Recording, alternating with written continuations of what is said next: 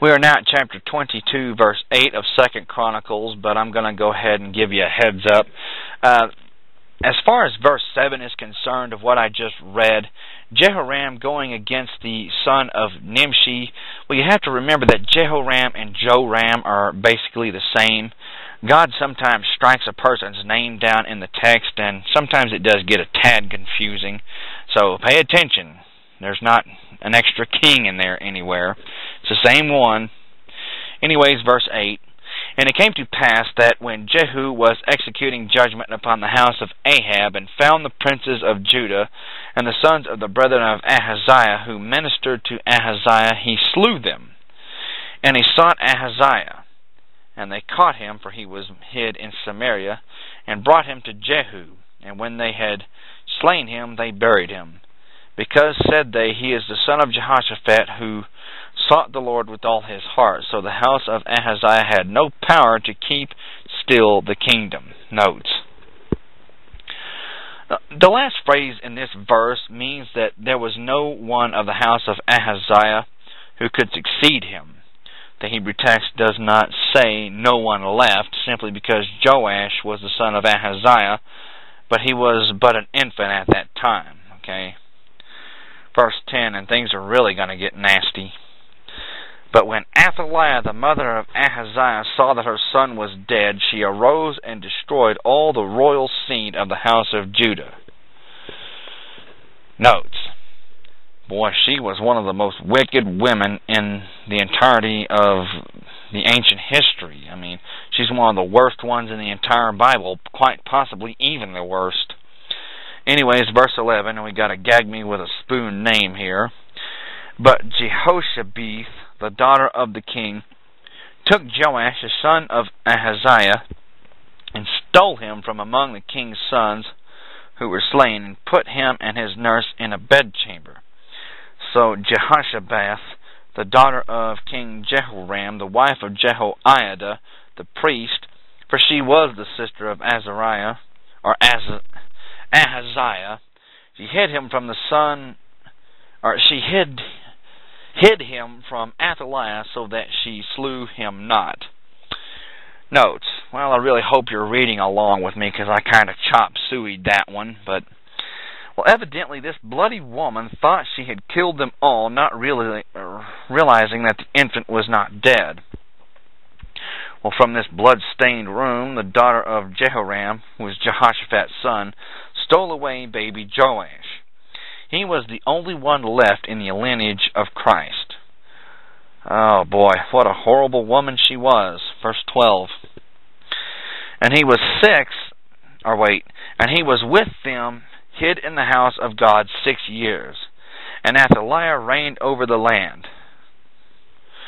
Notes. Now at this time, the temple was not in use.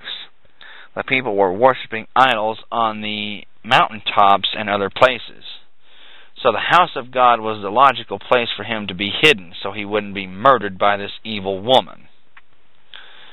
Do you see where this is going? They had all but forsaken God at this particular point, and it's a really, really sad state of affairs. Chapter 23. And in the 7th year, Jehoiada, the high priest, strengthened himself, and took the captains of hundreds, Azariah the son of Jehoram, and Ishmael the son of Jehohanan, and Azariah the son of Obed, and Maaseiah the son of Adiah, and Elishaphat the son of Zichri, into covenant with him. Notes. Now the 7th year refers to the length of time between Azariah's assassination through the reign of the wicked queen Athaliah.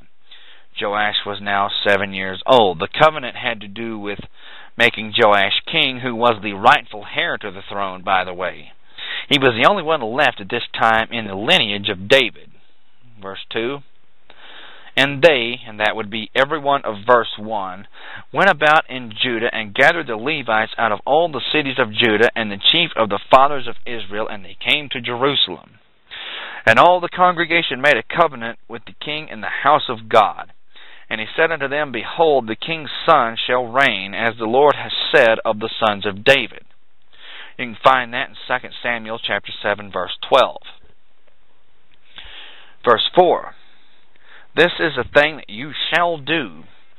A third part of you entering on the Sabbath of the priests and of the Levites shall be porters of the doors. Notes.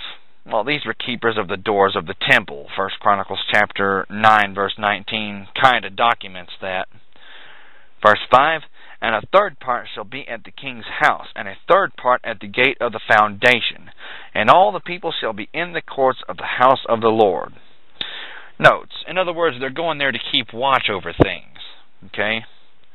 Verse 6, but let none come into the house of the Lord save the priest, and they who minister of the Levites. They shall go in, for they are holy. But all the people should keep the watch of the Lord.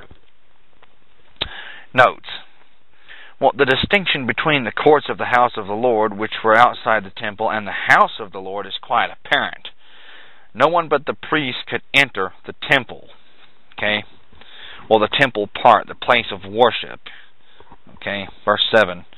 Well, not actually the place of worship, but the place where they would aim themselves towards it and bow down outside. Verse 7. And the Levites shall compass the king round about, every man with his weapons in his hand, and whosoever else comes into the house, he shall be put to death. But be ye with the king when he comes in and when he goes out. Notes. Now, the exception to the rule of no one entering the temple but the priest, well, at least at this time, was the boy King Joash. He was to be surrounded by priests and Levites when he was brought out of the temple to the people. Verse 8. So the Levites and all Judah did according to all the things that Jehoiada the priest had commanded, and took every man his men who were with him to come in on the Sabbath, with them who were to go out on the Sabbath. For Jehoiada the priest dismissed not the courses. Notes. He was going to set in motion once again the 24 courses ordained by David. I talked about that in one of my previous lectures. Verse 9.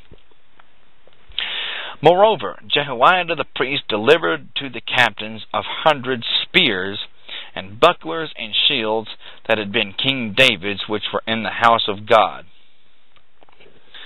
Notes. Now, some people think that these may have actually been the shields of gold that King David took from the servants of Hadadezer, back in 2 Samuel chapter 8, verse 7, and I think in verse 11. I could be mistaken. Memory does not serve me quite correctly all the time, but verse 10. And he set all the people, every man having his weapon in his hand, from the right side of the temple to the left side of the temple, along by the altar and the temple, by the king round about. Notes. Joash was placed by the altar of burnt offerings, which typified Calvary, with rows of guards bristling with weapons before and behind and round about him. Verse 11, and they brought out the king's son, who would be Joash, and put upon him the crown, and gave him the testimony, and made him king. And Jehoiada and his sons anointed him, and said, God save the king. Notes. Now these scrolls here, they contain the law. More than likely Exodus and Leviticus, quite possibly all of them as far as I may know. Verse 12, now when Athaliah, the wicked queen, heard the noise of the people running and praising the king, she came out to the people into the house of the Lord. Notes. Unto the house of the Lord, actually. She did not go into the temple, but most definitely would have had she not been restrained. We must pick up in chapter 23, verse 13. And we're going to read about the very unfortunate end to Miss Athaliah. Thank you, and God bless. I'll see you later. I hope I'm being a blessing to you. Goodbye now.